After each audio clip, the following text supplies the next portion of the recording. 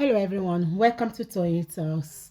Welcome back to Toyeen Talks. To all our beautiful subscribers, we say thank you so much for staying with us. If you're new here, we are so happy you find us. Please don't forget to like, subscribe, and hit on the notification bell so you'll be notified for more upcoming videos. In the comment section, please note the regretful comments. Thanks for watching till I will see you in my next video. Stay safe, stay blessed. I love you all. Bye. Saida Budge.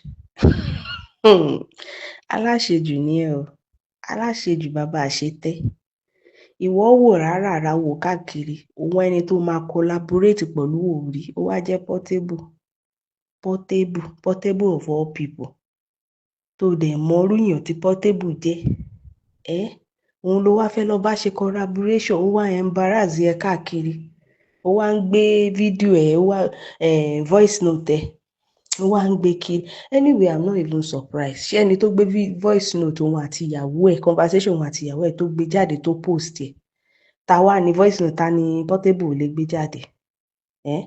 O ò wá ríyàn tó lè bá ṣe anything, ó wá jẹ́rú Portable. Gbogbo yín gan sef mi ì tẹ̀ mọ nǹkan tí màá pè yín. Kí ló dé tẹ́ ẹ̀ gbọ́n ná? Kí ló dé tẹ́ ẹ̀ lọ́pọlọ? Portable tó jẹ́ pé the same line lòun àti wèrè kó wà.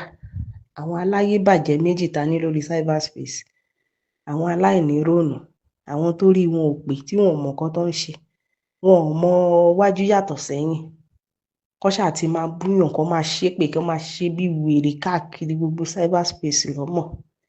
Ìyẹn ló wá fẹ́ collaborate pẹ̀lú, wo bó ṣe embarrass ẹ kiri. Ẹ dẹ̀ mọ̀, kì í ṣe pé ẹ mọrú èèyàn tó jẹ́, ẹ wá lọ máa bá. Tẹ́ bá bá ń kọ̀kọ̀, á gbé yín síta, á gbé yín sí gbangba. It is well.